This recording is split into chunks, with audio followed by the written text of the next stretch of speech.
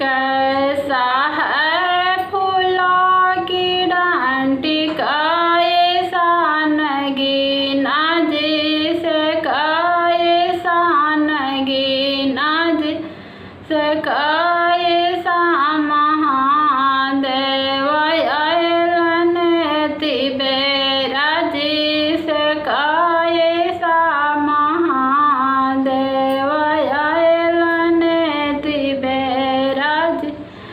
लाला है फूलों की डांटी हरियर नगीना जिसे हरियर नगीना जिसे करिया महादेव अयलन तिबेरा जिसे करिया महादेव अयलन तिबेरा डाढ़िया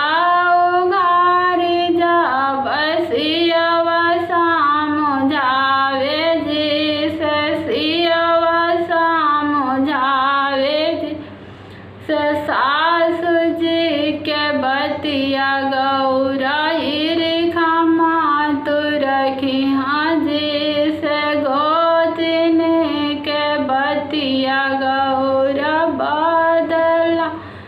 चुकई हाँ जिस नानद जी के बतिया गौरा हाँसी में उड़ई हाँ